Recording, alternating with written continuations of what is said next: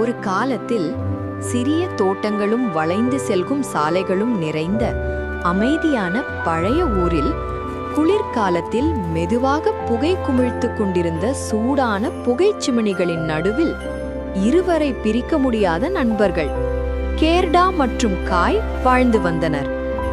அவர்கள் அண்டை வீட்டுக்காரர்கள், விளையாட்டுத் தோழர்கள், மனதின் துணையர்கள்.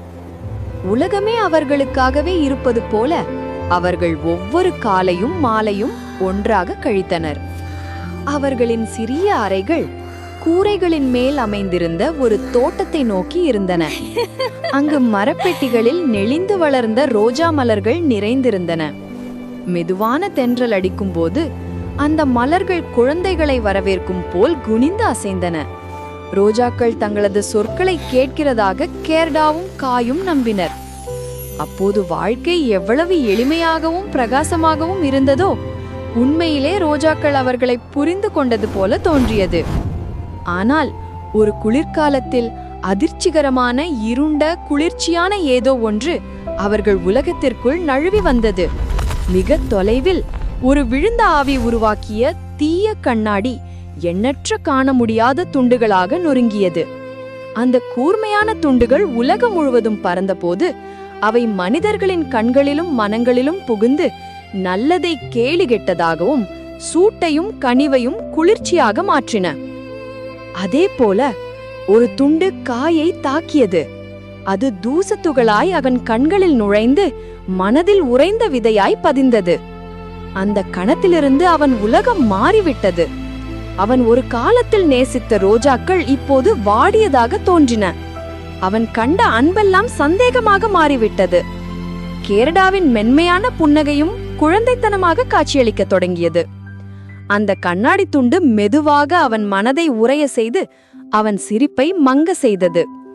ஒரு புயலான மாலை, வெளியில் பனித்தொளிகள் வெள்ளை பேய்களைப் போல் சுழன்ற போது வெண்ணீர நீல ஆடை அணிந்த அழகிய பெண்ணொருவர் ஒரு வெள்ளி அம்பை போன்ற பனிச்செருக்கில் தோன்றினார். அவளது தேகம் வெண்மையாக ஒளிர்ந்தது. அவளது கண்கள் உறைந்த நட்சத்திரங்களைப் போல் பிரகாசித்தது. அவளது மூச்சு பனித்துகள்களாய் மின்னியது. அவள் பனி ராணி. அவள் காயின் பெயரை மெதுவாக சொன்னாள். அவளது மந்திர குரலை கேட்டு காய் தயக்கமின்றி அவள் சறுக்கில் ஏறினான். ஒரு கணத்தில் அவர்கள் வீடுகளின் கூரைகள் மீது பறந்து இரவின் வானத்தை தாண்டி முடிவற்ற வெண்மையான பனி பிரதேசத்திற்குள் மறைந்து சென்றார்கள். பனிராணி அவனை தனது அரண்மனைக்கு கூட்டிச் சென்றாள். முழுவதும் ஐசால் செதுக்கிய கண்ணாடியைப் போல பளிச்சென தெரியும் பேரரண்மனை. ஆனால் அதன் உள்ளே எந்த உயிரும் இல்லை. சூடு இல்லை, நெருப்பு இல்லை, இதய துடிப்பே இல்லை. அந்த நேரத்தில் கேடா தனது தோழனை தேடி துன்பத்துடன் பயணம் தொடங்கினாள். பருவங்களை கடந்து அவள் பயணம் செய்தாள். ஒளி புகும் புல்வெளிகள், பிரம்மாண்ட அரண்மனைகள், அபாயகரமான காடுகள், விசித்திரமான நாடுகள். அவள் உதவிய மனிதர்களை சந்தித்தார். பேசும் பறவைகள், நல்ல ராணிகள், உயிரை பறிக்க துணிந்த கொள்ளைக்காரர்களையும் பார்த்தாள். ஆனால் ஒன்றும் அவளை தடுத்து நிறுத்தவில்லை. அவளது இதயம் ஒன்றையே சொன்னது: காயை நான் இழக்க மாட்டேன். பனியின் மந்திரம் அவனை முழுவதும் விழுங்க விட மாட்டேன். இறுதியில் வடக்காற்றின் ஆழம் வரை பயணம் செய்த பின் கேரடா பனிராணியின் பேரரசின் எல்லையை அடைந்தாள். அங்குள்ள உலகம் முழுவதும் உறைந்திருந்ததால் ஒளியே உருவாகாத அமைதி சூழ்ந்திருந்தது. வட ஒளிகள் பச்சை ஊதா நிற தீப்பொறிகளாய் வானத்தில் மெதுவாக நிழலாடின. அவள் நடந்து செல்லும்போது கூர்மையான உயிருடன் உள்ள பனித்துகள்கள் பனி குரட்டாய்கள் போல அவளை சூழ்ந்து வந்தன. ஆனால் அவளது இதயத்திலிருந்த அன்பு பயத்தை விட பலமானது. அவளது மூச்ச சூடான வளையங்களாய் காற்றில் மிதந்தது. அவள் மனம் மாறி தொழுகையிட்டபோது வெளிச்ச உருவங்கள், அவளது நிர்பாவத்திலும் நம்பிக்கையிலும் உருவான காவர் தேவதைகள் அவளை சூழ்ந்தன. அந்த தேவதைகள் பனி ஓநாய்களை உருகச் செய்து அரண்மனைக்கு செல்லும் பாதையை திறந்தன.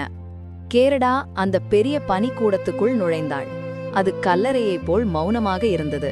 நீலப்பழுங்குகளால் மின்னிய சுவர்கள் அவளது சிறிய உருவத்தை 1000 மடங்கு பிரதிபலித்தன. அங்கே ஒற்றை தனியாக ஒரு பனிக்கட்டையின் மீது அமர்ந்திருந்த காயை அவள் கண்டாள். பனிராணி கட்டளையிட்ட ஒரு சொல்லின் வடிவத்தை உருவாக்க கூர்மையான பனிக்கண்ணாடி துண்டுகளை அவன் சீரமைத்துக் கொண்டிருந்தான். அதை முடித்தால் அவன் ஒரு சிறிய பனிக்குடியின் ஆட்சியாளனாக விடுவிக்கப்படுவான். ஆனால் அவனது இதயத்தில் இருந்த உறைந்த துண்டு அவனை முழுவதும் குளிரச் செய்ததால் கேரடா அருகில் வந்ததை அவன் உணரவே இல்லை. அவள் அவன் அருகில் முட்டிக்கூடி மெதுவாக அவன் பெயரை அழைத்தாள். அவன் கேளகவில்லை. அவனது உறைந்த கைகளை அவளது சூடான கைகளில் பிடித்தாள். அவன் இன்னும் அசையவில்லை. இறுதியில் அவளது கண்களிலிருந்த நினைவுகளின் சூட்டால் நிரம்பிய கண்ணீர் துளிகள் விழத் தொடங்கின. ஒரு துளி அவன் இதயத்தை தொட்டு அதன் சுற்றியிருந்த உறைந்த படலத்தை விரிசலாக்கியது. இரண்டாவது துளி அவன் கண்ணில் புகுந்து உள்ளே பதிந்திருந்த சிறிய துண்டை உருக்கி கரைத்தது. காய் முதலில் குழப்பமாக கண்ணிமைத்தான். பின்னர் சுற்றியிருந்த பனிக்குளிர் அவனை பயமுறுத்தியது. அவன் உண்மையாக கேரடாவை பார்த்த அந்த கணத்தில் அவள் முகம் அவன் கண்களில் தெளிவாகவும் சூடாகவும் பிரதிபலித்தபோது பல நாட்களுக்குப் பின் அவனது கண்களில் கண்ணீர் பொங்கியது. அந்த கண்ணீர் தான் அதிசயத்தை முடித்தது. மீதமிருந்த இருண்ட கண்ணாடி தொண்டும் கரைந்துவிட்டது. அவன் நடுங்கிக் கொண்டே கேரடாவை அணைத்தான். சூடு அவன் உடலெல்லாம் பரவியது. அவர்கள் காலடியில் இருந்த பனிக்கட்டைகள் மெதுவாக உருகின. தொலைவில் அரண்மனையின் உட்பகுதியில் ஒரு பெரிய முறிவு ஒலி எழுந்தது. பனிராணியின் மாயம் உடைந்தது. கோபமோ புயலோ பின்தொடரவில்லை. மாறாக விடியற்காலையில் நிழல் மறைந்து போகும் போல அவள் சக்தி மங்கி கரைந்துவிட்டது. அந்த பனிக்கோட்டை முழுவதும் மெதுவாக பனிமூட்டமாக கரைந்து மறைந்துவிட்டது. கைகோர்த்து கொண்டே காய் மற்றும் கேரடா தங்களின் நீண்ட வீட்டு திரும்பும் பயணத்தை தொடங்கினர். ஒரு காலத்தில் கேரடாவை எடுத்துச் சென்ற மான் மகிழ்ச்சியுடன் ஓடி வந்து அவர்கள் முன்னால் தலை குனிந்தது. பறவைகள் தாழ்ந்து பறந்து அவர்களின் பாதையை வழிநடத்தின. காற்றும் மெதுவாக பின்புறமிருந்து அவர்களை தள்ளிச் செல்ல உதவியது. அவர்கள் வசந்தம் புதிதாய் எழுந்த காடுகளை கடந்தார்கள். வெள்ளி பூல மின்னும் ஆறுகளை தாண்டினர். அவர்கள் நடந்தபடியே மலர்கள் மலர்ந்த புல்வெளிகளை மிதித்துச் சென்றனர். உலகமே அவர்களுக்காக புதிதாய் ஆரம்பித்தது போல உணர்ந்தார்கள். நீண்ட பயணத்திற்கு பிறகு அவர்கள் ஊருக்கு திரும்பிய போது தெருக்கள் சிறியதாகவும் கூரைகள் தாழ்வாகவும் தோட்டத்தில் ரோஜாக்கள் இன்னும் பிரகாசமாகவும் தோன்றின. அவர்கள் தங்கள் சிறிய அறைகள் உள்ள மேலடக்கை ஏறிப்போனார்கள். அங்கே சிறுவயதில் அமர்ந்திருந்த இடத்தில் ரோஜாக்கள் வீட்டு வந்து விட்டீர்கள் என்று சொல்லும் போல கொனிந்தன. மாலை தீவு அவர்கள் முகத்தை தொட்டபோது கேரடாவும் காயும் ஒரு விஷயத்தை புரிந்து கொண்டார்கள். அவர்கள் வளர்ந்திருந்தார்கள், உயரத்தில் மட்டுமல்ல, உள்ளார்ந்த தடிமனத்திலும். ஆனால் அதே சமயத்தில் அவர்களின் மனதிலிருந்த குழந்தைத்தனமான நிர்பாவம் மாறாதபடி இருந்தது. அவர்கள் ஒருவரை ஒருவர் பார்த்து மென்மையான புன்னகையை பகிர்ந்து கொண்டார்கள். தூய நட்பினால் மட்டும் தோன்றும் அந்த புன்னகையை புயலோ பனியோ ஆபத்தோ பயமோ தனிமையோ எதற்குள்ளாகவும் அவர்கள் நடந்திருந்தாலும் அவர்களின் சிறிய எளிய மென்மையான அன்புதான் அவர்களை வீடு கொண்டு வந்தது. உலகமே அவர்களை ஆசிர்வதிப்பது போல மென்மையாக ஒளிர்ந்தது. ரோஜாக்கள் முன்பதை விட அழகாக மலர்ந்தன. ஆறு வெள்ளி போல ஜொலித்தது. தொலைவில் தீய கண்ணாடியின் கடைசி துண்டும் முழுவதுமாக கரைந்து மறைந்துவிட்டது. அப்படியே அவர்களின் இதயத்தில் நீண்ட காலம் நிலைத்திருந்த குளிர்காலம் முடிந்து உண்மையான சூட்டும் உயிருடன் உள்ள மகிழ்ச்சியும் மீண்டும் திரும்பி வந்தன.